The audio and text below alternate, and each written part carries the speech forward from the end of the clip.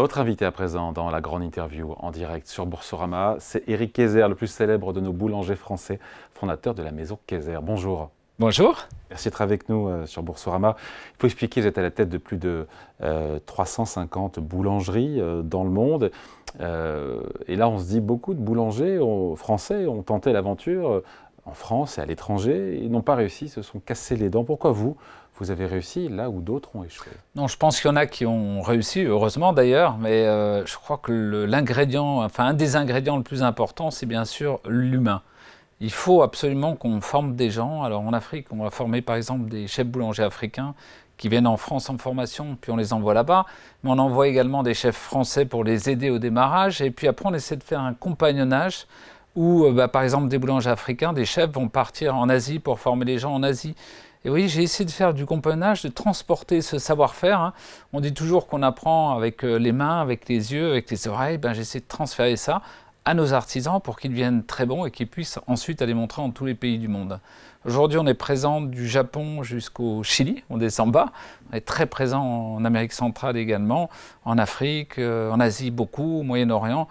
Et je crois que les gens, ils ont l'envie de pouvoir goûter des bons produits français.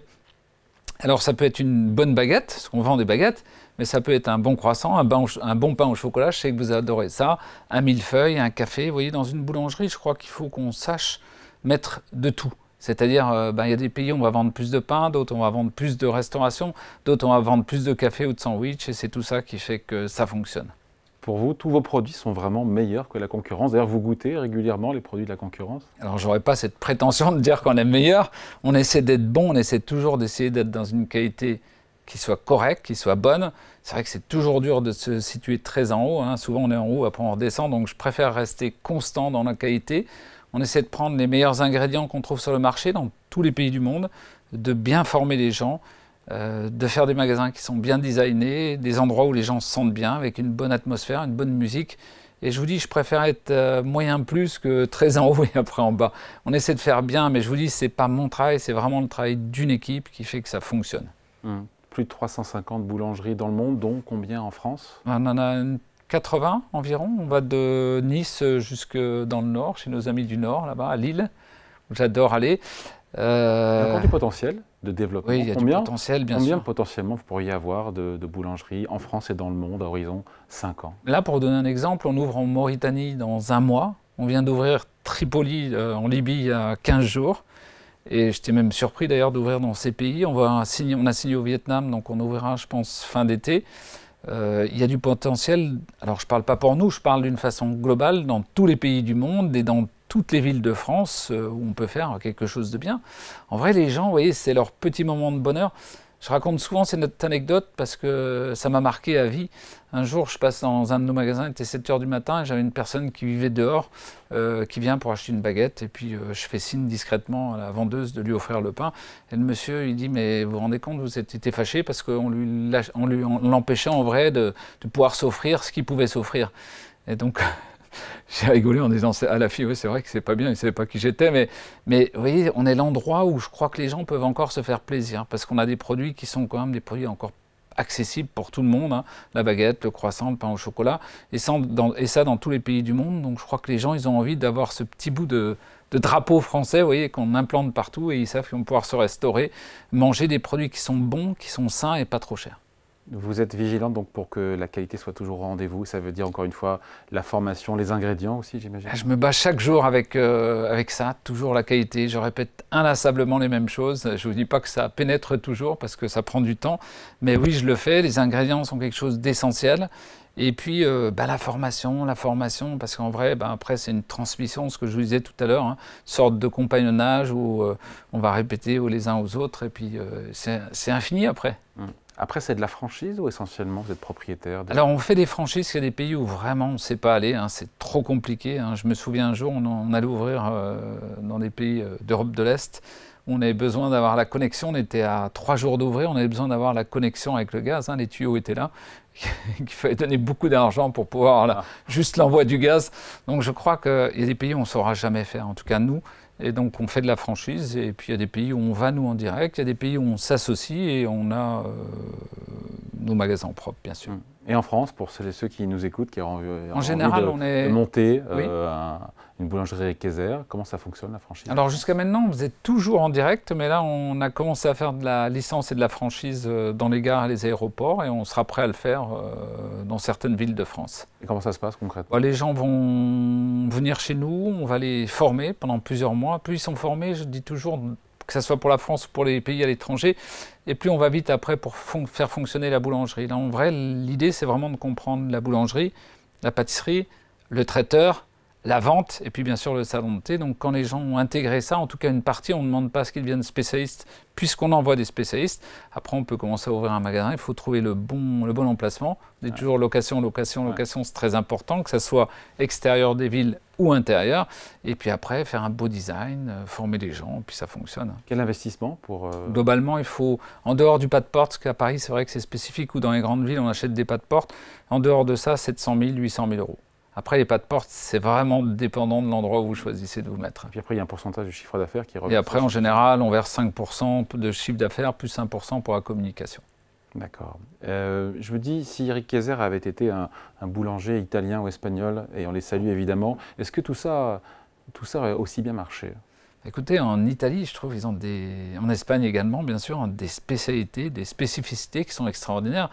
Moi, j'adore ce pain ciabatta, ces petites calzones qu'on fait à l'intérieur desquelles on va mettre des sandwichs, ou les pains ciabatta. Ils ont un tas de spécialités dans chaque région d'Italie qui fonctionnent bien, avec une charcuterie, avec des fruits et des légumes. Oui, mais être français, est-ce que c'est pas ça aussi qui vous a aidé? C'est ça mon point. Alors, si vous me demandez si ça m'a aidé, oui, je pense que dans beaucoup de pays, ça nous aide parce que les gens adorent la France d'une façon globale, partout dans le monde. Mais bon, pour nos confrères italiens ou espagnols, je pense que c'est aussi des pays qui sont appréciés, donc avec chacun leur spécificité. On fait souvent le reproche d'avoir beaucoup de normes, de contraintes administratives, de contrôles en France. Est-ce que vraiment vous qui êtes installé partout, encore une fois, dans le monde, c'est plus compliqué de faire du business en France ou finalement on a tendance un peu à s'auto-flageller? C'est une très très bonne question. Je me pose souvent la question en vrai.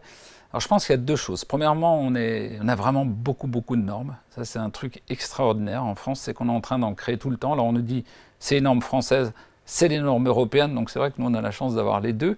Et puis j'ai quand même l'impression qu'il y a des entreprises qui sont beaucoup plus contrôlées que d'autres. Donc je pense que on devrait imposer un contrôle systématique de chaque entreprise en France, parce qu'il y en a qui ne sont jamais contrôlés. Et c'est ça qui ne fonctionne pas. Donc comme on vient toujours chez les mêmes, ça fait qu'on a encore plus de contrôle. Depuis, je crois, les Jeux Olympiques, on a été contrôlés, mais chaque semaine, il y a au moins un ou deux contrôles. Alors c'est la DDPPE, ça peut être l'hygiène, ça peut être l'URSSAF, mais tout débarque chez vous. Et parfois, vous avez l'impression de ne plus être chez vous. Et ça, j'allais dire, c'est choquant, c'est surprenant. Et à l'étranger? À l'étranger, on voit très peu de contrôle. Et j'ai expliqué un jour, c'est que quand on vous contrôle, par exemple les services d'hygiène, ils viennent vous dire ce qui ne fonctionne pas. Ils vous accompagnent, ils vous tiennent la main, ils vous expliquent qu'il faudrait changer ça, changer ça. Ils repassent pour voir si c'est fait. Si c'est fait, tout fonctionne. En France, on a l'impression qu'on... Et c'est vrai que je l'ai expliqué déjà à l'État, j'aimerais bien qu'on arrive à changer ça. On punit et après on vous explique. Il y a des fois, on est puni, on ne sait pas pourquoi. Et ça, c'est compliqué. Et je pense que vraiment, il faudrait qu'on accompagne les entreprises. J'avais travaillé un moment sur la loi Pacte. Enfin, j'étais un aidant avec un sénateur à l'époque. Et on avait essayé d'observer ce qui se passait entre les entreprises ETI françaises et européennes. Pourquoi ça fonctionnait mieux en Italie? Pourquoi ça fonctionnait mieux en Allemagne? En vrai, ce n'est pas que ça fonctionne mieux, c'est juste qu'il y a des gens qui sont nommés pour les accompagner, qui font partie de l'administration, qui sont pris en charge à moitié par l'État et à moitié par l'entreprise, pour pouvoir travailler en groupe, en bande. Et ça, c'est extraordinaire. Après, c'est une grande réussite, il faut le dire, ce qui est la maison Kayser. Quand on livre l'histoire, sans revenir surtout en détail, mais ça a commencé en 1996, et puis très vite des partenaires sont venus, les ouvertures à l'étranger. Tout a toujours été simple ou il y a quand même eu des moments où il y a eu des embûches, où ça a été compliqué? Non, je crois que dans la vie, il y a toujours des embûches et c'est obligatoire. J'avais un expert comptable, il me disait toujours sur 10 entreprises, il faut qu'il y en ait 2 qui ne fonctionnent pas du tout, 1 qui fonctionne ou 2 moyennement et 6 au moins qui fonctionnent bien. En vrai, c'est ça la vie. C'est quand vous faites des partenariats ou des associations à l'étranger, vous avez des partenaires avec qui vous allez bien vous entendre, ça va bien fonctionner, vous vivez, vous respirez la même chose, et puis il y en a d'autres avec qui ça va être catastrophique, mais c'est comme en amour, je crois, dans les couples, hein, homme-femme, femme-homme, même chose. Hein. À des moments donnés, on se rend compte, on se dit, tiens, la vie va être exceptionnelle, puis malheureusement, ben, on évolue différemment, mais c'est ce qui fait la beauté de la vie, on apprend. Moi je dis toujours, on est toujours en apprentissage, tous les jours. Quel conseil vous donnez à la fois aux jeunes, ou même aux moins jeunes, qui ont envie de lancer leur marque, leur business, s'implanter en France, à l'étranger? Il faut quoi? Il faut avoir un produit différent, il faut avoir de la conviction, il faut de l'énergie, il faut des moyens, il faut de la chance. Je pense qu'il faut de la persévérance, parce qu'il faut vouloir apprendre ces métiers, il faut vouloir les faire, que ce soit n'importe quel métier d'ailleurs. Il y a un petit facteur chance à condition qu'on la regarde passer. Et puis, je crois qu'il faut y croire dans les projets. Moi, vraiment, j'ai fait de l'apprentissage sous hypnose et c'est vrai qu'on me disait, mets-toi en état de somnolence et c'est comme ça, tu ingurgites mieux, tu apprends mieux les choses. Je crois que chaque soir, avant de se coucher, il faut se voir en train de réussir, de réaliser son rêve et de le voir, là, comme si ça se déroulait devant vous. Moi, en tout cas, c'est ce que j'ai fait toute ma vie, avec des périodes très difficiles. Parce que vous voyez, quand vous démarrez apprenti boulanger à 15 ans, et que vous travaillez 15 heures par jour, parce qu'à l'époque, l'apprentissage était très très dur, et après vous dites, ben, je vais monter des magasins et voyager dans le monde, il faut vraiment le visualiser pour que ça fonctionne. C'est un matin comme ça, vous vous êtes dit, bon, ben voilà, je suis apprenti boulanger. Non, depuis que je suis enfant, je voulais faire ça. Tout en étant petit, entrepreneur, à la fois boulanger. Mais petit, vous voyez, à l'époque, je vivais dans l'est de la France, dans une région où on ne prenait pas l'avion, donc je m'imaginais en train de faire ça.